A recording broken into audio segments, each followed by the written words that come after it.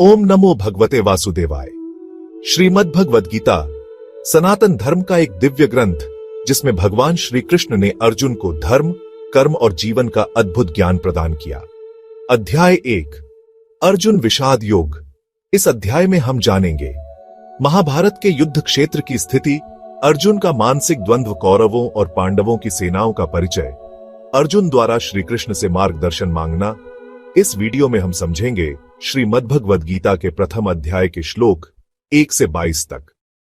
तो जुड़े रहिए इस दिव्य यात्रा में जहां हम भगवान श्री कृष्ण के उपदेशों को समझेंगे और अपने जीवन में उतारने का प्रयास करेंगे। हर श्लोक में छुपा है जीवन का अमृत ज्ञान। आइए इस ज्ञान यज्ञ में सहभागी बने। श्रीमद् भगवद गीता अध्याय 1 श्लोक 1 धृतराष्ट्र उवाच धर्म क्षेत्रे कुरुक्षेत्रे संवेता युयुत्सव मामकाः पांडवाश्चैव किम कुर्वत संजय। इस श्लोक में धृतराष्ट्र, जो कि जन्म से अंधे थे, अपने मंत्री संजय से युद्ध भूमि कुरुक्षेत्र की स्थिति के बारे में पूछते हैं। धर्म क्षेत्रे कुरुक्षेत्रे, कुरुक्षेत्र को धर्म भूमि कहा गया है, जहां कई यज्ञ और तप हुए थे। संवेता युयुत्सव, युद्ध के इच्छुक दोनों पक्ष वहां एकत्र हो चुके थे। मामकाः पांडवाश्चैव, यहां धृतराष्ट्र ने अपने पुत्रों को मामकाः कहा, जबकि पांडवों के लिए अलग शब्द प्रयोग किया, जिससे उनकी पक्षपातपूर्ण मानसिकता झलकती है। किम कुर्वत संजय, वे यह जानना चाहते हैं कि धर्म भूमि का प्रभाव युद्ध की मानसिकता पर पड़ा या नहीं। धृतराष्ट्र को यह भय था कि कहीं इस भूमि का प्रभाव उनके पुत्रों पर न पड़ जाए और वे धर्म के मार्ग पर न आ जाए। यह श्लोक मोह और पक्षपात को दर्शाता है, जो अधर्म की ओर ले जाता है। जीवन भी एक कुरुक्षेत्र के समान है, जहां हमें सही और गलत का चुनाव करना होता है। यह प्रश्न केवल युद्ध का नहीं, बल्कि मानव जीवन में धर्म अधर्म के संघर्ष का प्रतीक है। श्रीमद् भगवद गीता अध्याय 1 श्लोक 2 संजय उवाच दृष्ट्वा तु पांडवानिकम व्यूढ़म दुर्योधनस्तदा आचार्यमुपसंगम्य राजा वचनम ब्रवीत। इस श्लोक में संजय, जो कि दिव्य दृष्टि के कारण युद्ध का सीधा विवरण देख सकते थे, धृतराष्ट्र को युद्ध क्षेत्र की स्थिति बताते हैं। दृष्ट्वा तु पांडवानिकम व्यूढ़म, दुर्योधन ने देखा कि पांडवों की सेना सुव्यवस्थित रूप से खड़ी है। दुर्योधनस्तदा, यह देखते ही दुर्योधन चिंतित हो उठा। आचार्यमुपसंगम्य, दुर्योधन तुरंत अपने गुरु द्रोणाचार्य के पास गया। राजा वचनम ब्रवीत, और उन्हें संबोधित कर कुछ कहने लगा। यहां दुर्योधन का मानसिक द्वंद्व साफ दिखता है। वह पहले से ही पांडवों की सेना को देखकर असुरक्षित महसूस कर रहा था। वह अपनी चिंता व्यक्त करने के लिए द्रोणाचार्य के पास जाता है, जो उसके सैन्य गुरु भी है। दुर्योधन का यह व्यवहार उसकी असुरक्षा और भय को दर्शाता है। शत्रु को संगठित और रणनीतिक रूप में देखकर अहंकारी व्यक्ति भी घबरा जाता है। यह श्लोक हमें यह सिखाता है कि केवल शक्ति ही पर्याप्त नहीं, बल्कि सुव्यवस्थित योजना और रणनीति भी आवश्यक होती है। श्रीमद् भगवद गीता अध्याय 1 श्लोक 3 पश्येता पांडुपुत्राणामाचार्य महती चमूम व्यूढ़ा द्रुपद पुत्रेण तव शिष्येण धीमता।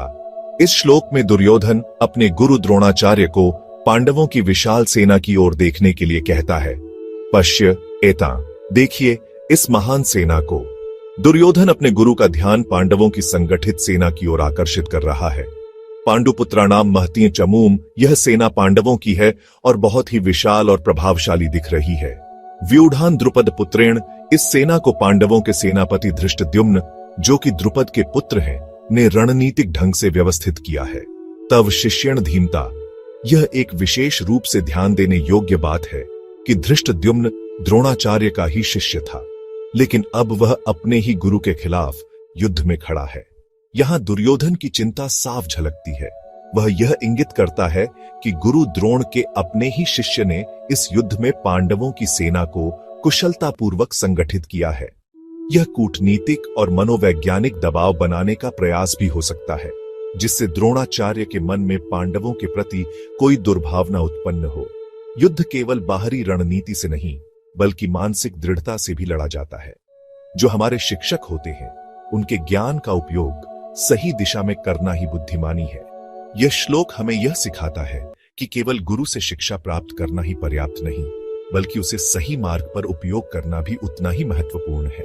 श्रीमद् भगवद गीता अध्याय 1 श्लोक 4 अत्र शूरा महेश्वासा भीमार्जुन समायुद्धि युयुधानो विराटश द्रुपदश महारथा।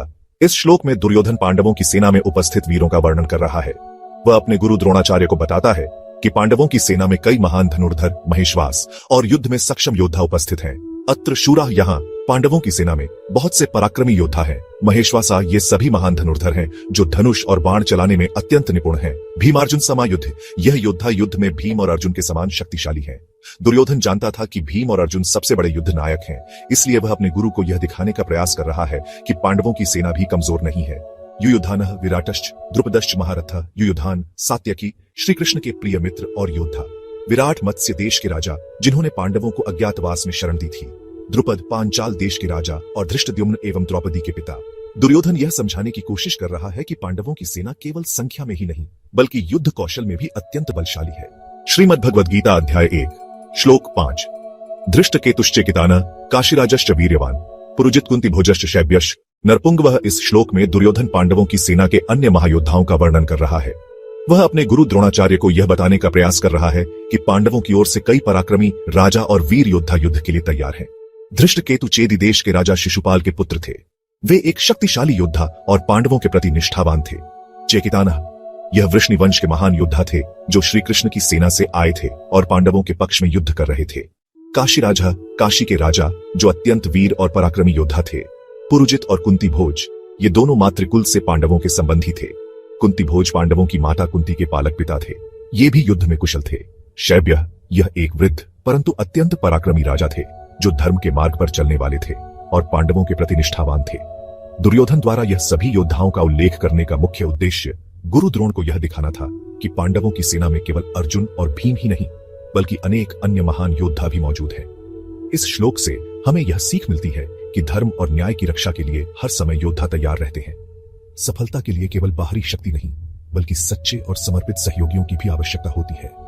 पांडवों की सेना न केवल संख्या में बल्कि योग्यता में भी अत्यंत बलशाली थी। श्रीमद् भगवद गीता अध्याय 1 श्लोक 6 युद्धामन्युश्च विक्रांत उत्तमौजाश्च वीर्यवान सौभद्रो द्रौपदेयाश्च सर्व एव महारथा।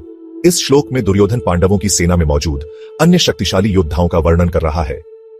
वह अपने गुरु द्रोणाचार्य को बताने का प्रयास कर रहा है कि पांडवों की ओर से अनेक महारथी योद्धा युद्ध के लिए तैयार हैं। युद्धामन्यु यह पांचाल देश के एक पराक्रमी राजकुमार थे और अर्जुन के प्रिय मित्र थे। यह भीष्म और द्रोण से युद्ध करने में अग्रणी थे। उत्तमौजा यह भी पांचाल देश के ही एक वीर योद्धा थे और युद्धामन्यु के समान ही शस्त्र विद्या में निपुण थे। सौभद्र अभिमन्यु यह अर्जुन के पुत्र और सुभद्रा के बेटे थे। अभिमन्यु ने चक्रव्यूह भेदन की अद्भुत कला अर्जुन से सीखी थी और वे एक अत्यंत प्रतिभाशाली एवं वीर योद्धा थे।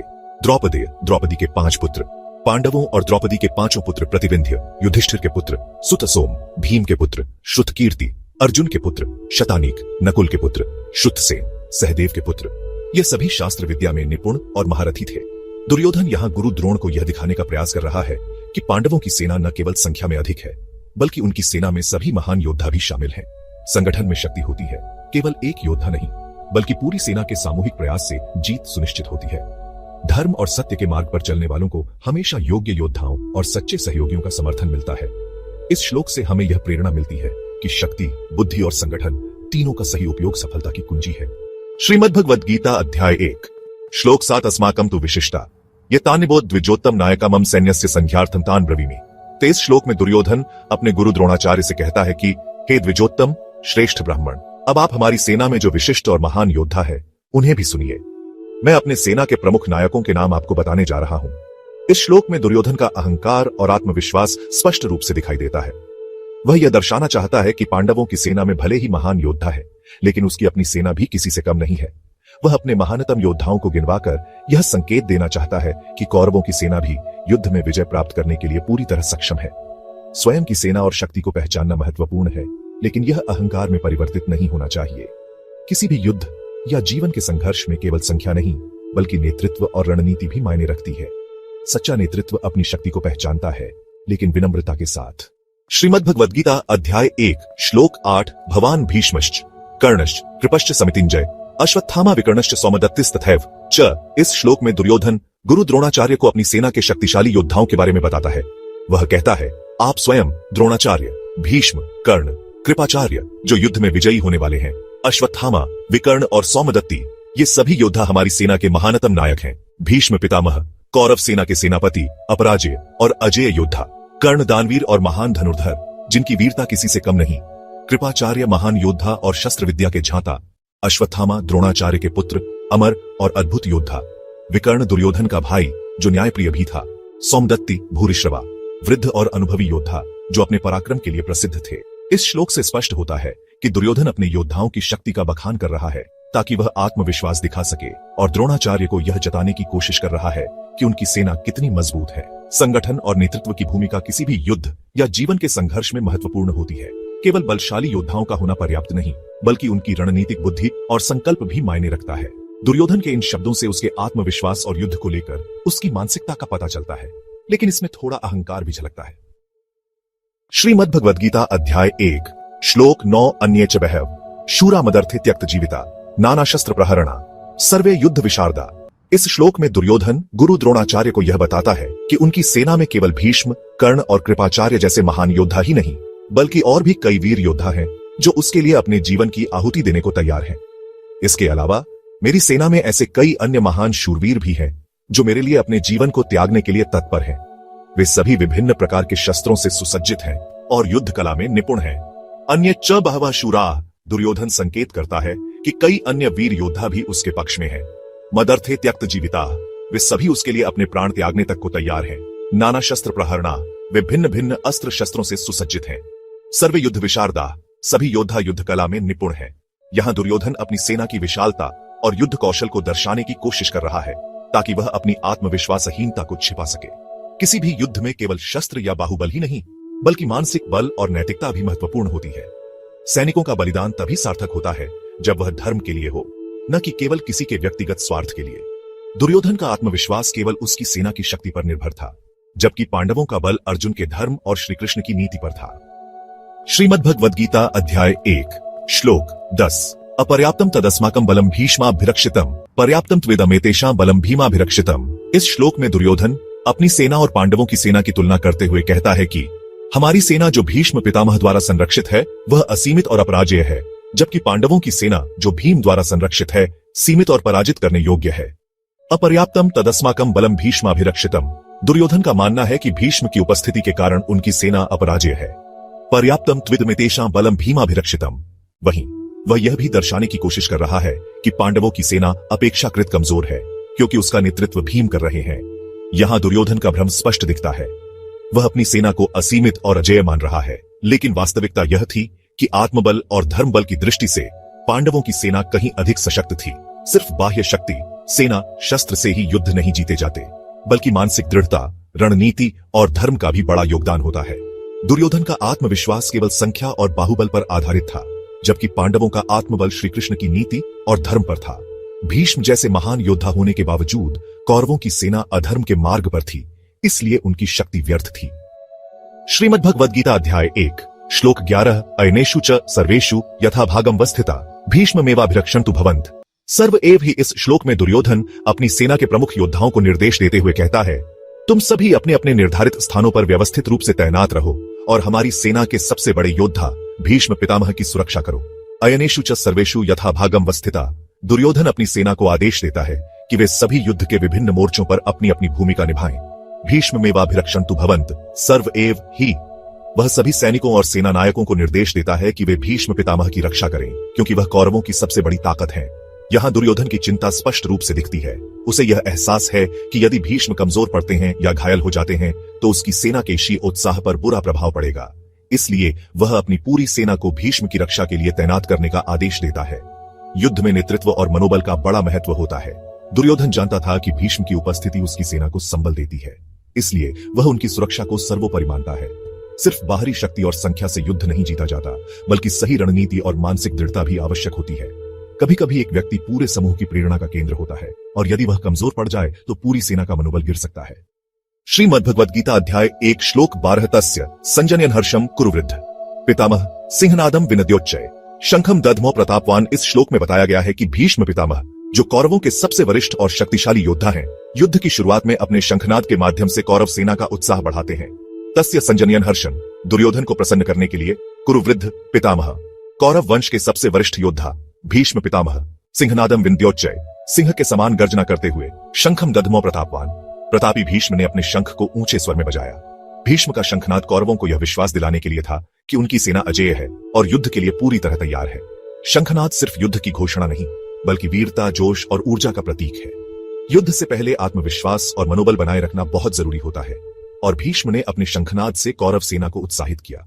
नेतृत्व की ताकत यह होती है कि वह अपने अनुयायियों में विश्वास और साहस भर दे।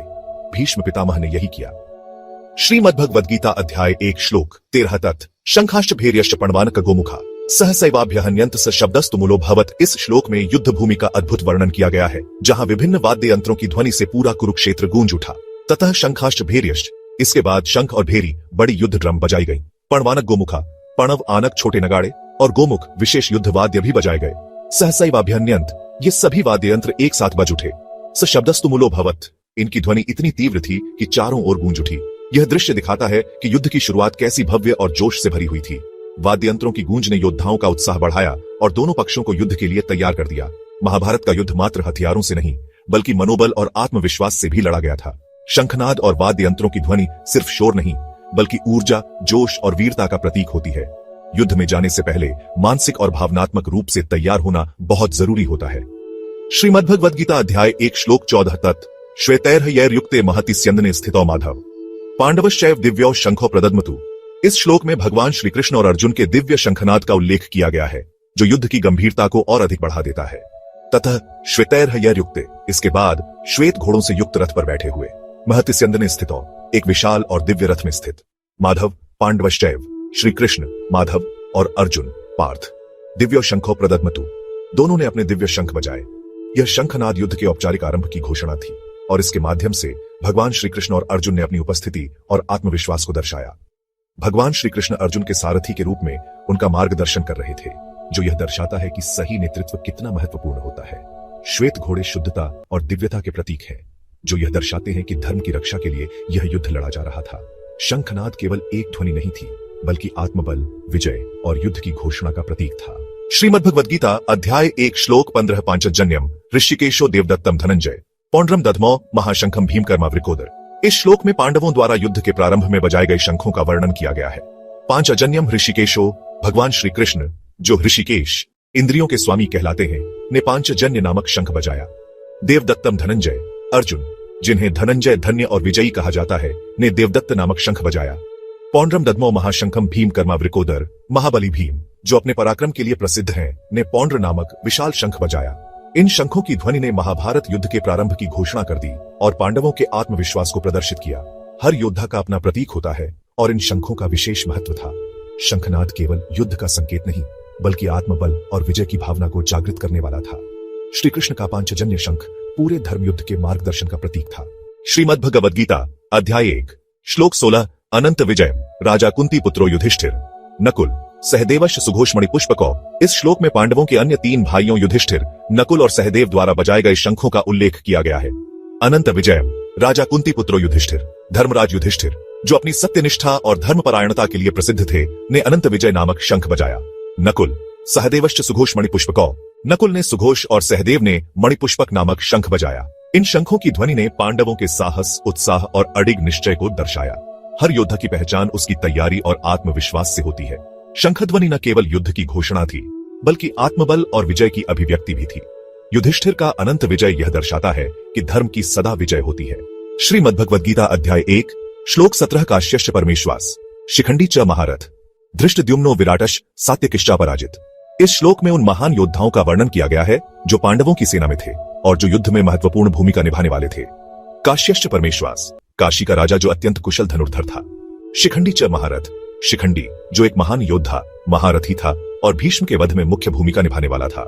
धृष्टद्युम्नो विराटश्च सात्यकिश्चा पराजित, धृष्टद्युम्न जो द्रोणाचार्य का संहार करेगा, विराट मत्स्य देश का राजा और सात्यकी जो श्री कृष्ण के प्रिय और अपराजय योद्धा थे, ये सभी पांडवों के समर्थक और अत्यंत पराक्रमी थे। यह सभी वीर योद्धा पांडवों की सेना को मजबूती प्रदान कर रहे थे और उनके विजय संकल्प को बल दे रहे थे। साहस, निष्ठा और युद्ध कला एक योद्धा की सबसे बड़ी पहचान होती है। धर्म युद्ध में विजयी होने के लिए केवल बाहुबल ही नहीं, बल्कि आत्मबल भी आवश्यक है। यह श्लोक हमें सिखाता है कि सच्चाई और कर्तव्य परायणता से किया गया प्रयास निश्चित रूप से सफलता की ओर ले जाता है। श्रीमद्भगवद गीता अध्याय 1 श्लोक 18 द्रुपदो द्रौपदेयाश्च सर्वश पृथ्वीपते सौभद्रश्च महाबाहु शंखांदधमु। पृथक पृथक इस श्लोक में उन योद्धाओं का वर्णन किया गया है जिन्होंने महाभारत के युद्ध में पांडवों की ओर से भाग लिया और अपनी वीरता का प्रदर्शन किया। द्रुपद जो पांचाल देश का राजा और द्रौपदी का पिता था। द्रौपदेयाश्च द्रौपदी के 5 पुत्र जो अपनी माता के सम्मान और धर्म की रक्षा के लिए युद्ध कर रहे थे। सौभद्रश्च महाबाहु अभिमन्यु जो अर्जुन और सुभद्रा का पुत्र था।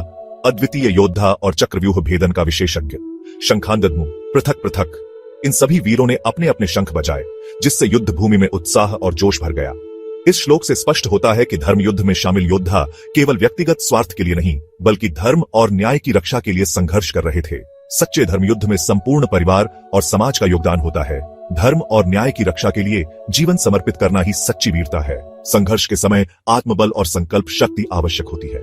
श्रीमद् भगवद गीता अध्याय 1 श्लोक 19 घोषो धार्तराष्ट्राणा हृदयानि व्यधरेयत नभश्च पृथिवीं चैव तुमुलोभ्यनुनादयन। इस श्लोक में युद्ध प्रारंभ होने से पहले की स्थिति का वर्णन किया गया है। पांडवों की सेना के योद्धाओं द्वारा बजाए गए शंखों की ध्वनि इतनी प्रचंड थी कि उसने कौरवों धृतराष्ट्र के पुत्रों के मन में भय उत्पन्न कर दिया।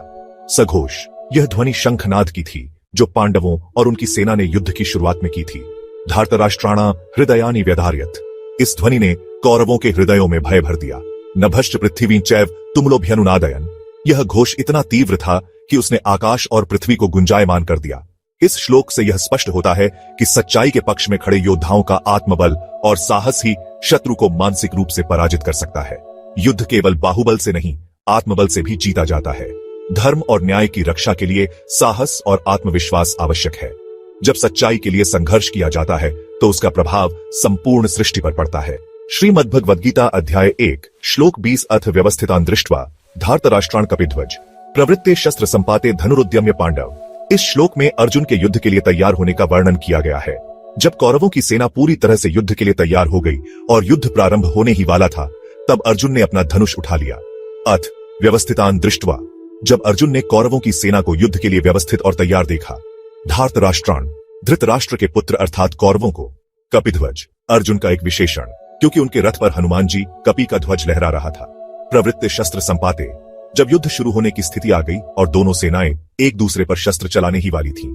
धनुरुद्यम्य पांडव, तब पांडव पुत्र अर्जुन ने अपना धनुष उठा लिया, युद्ध के लिए तैयार होते हुए। इस श्लोक में अर्जुन की वीरता और युद्ध की गंभीरता को दर्शाया गया है। युद्ध के लिए मानसिक और शारीरिक तैयारी दोनों आवश्यक होती है। धर्म युद्ध में अर्जुन पूरी तरह से तैयार थे, लेकिन आगे उनके मन में कुछ प्रश्न उत्पन्न होंगे। यह श्लोक हमें यह भी सिखाता है कि किसी भी कार्य को करने से पहले हमें परिस्थितियों को भली भांति समझ लेना चाहिए। श्रीमद्भगवद्गीता अध्याय 1 श्लोक 21 ऋषिकेशम तथा वाक्यमिदमः महीपते अर्जुन उवाच सेनयोरुभयोर्मध्ये रथम स्थापयमेच्युत। इस श्लोक में अर्जुन भगवान श्री कृष्ण से अनुरोध कर रहे हैं कि वे उनके रथ को दोनों सेनाओं के बीच ले जाएं। ऋषिकेशम तथा वाक्यमिदमः महीपते, अर्जुन ने उस समय भगवान श्री कृष्ण ऋषिकेश से यह वचन कहा। अर्जुन उवाच, अर्जुन बोले, सेनयोरुभयोर्मध्ये, दोनों सेनाओं के बीच। रथम स्थापयमेच्युत, अर्जुन ने भगवान श्री कृष्ण अच्युत से कहा कि वे उनका रथ दोनों सेनाओं के बीच खड़ा करें। इस श्लोक में अर्जुन की जिज्ञासा और कर्तव्य के प्रति उनकी गंभीरता को दर्शाया गया है। वे युद्ध के पहले अपने शत्रुओं को ध्यानपूर्वक देखना चाहते हैं। युद्ध से पहले हमें अपनी स्थिति का आकलन करना आवश्यक होता है। किसी भी निर्णय से पहले हमें सही दृष्टिकोण से परिस्थितियों को देखना चाहिए। अर्जुन ने श्री कृष्ण को सारथी बनाकर एक महत्वपूर्ण संदेश दिया कि सही मार्गदर्शन ही जीवन में सफलता दिलाता है। श्रीमद् भगवद्गीता अध्याय 1 श्लोक 22 यावदेतान् निरीक्षेऽहम् योद्धुकामानवस्थितान् कैर्मया सह योद्धव्यमस्मिन् रणसमुद्यमे। इस श्लोक में अर्जुन भगवान श्री कृष्ण से अनुरोध कर रहे हैं कि वे उनके रथ को युद्ध भूमि में आगे ले जाएं, ताकि वे यह देख सकें कि किन किन योद्धाओं से उन्हें युद्ध करना होगा। यावत एतान् निरीक्षेऽहम्, जब तक मैं इन योद्धाओं को अच्छे से देख न लूं।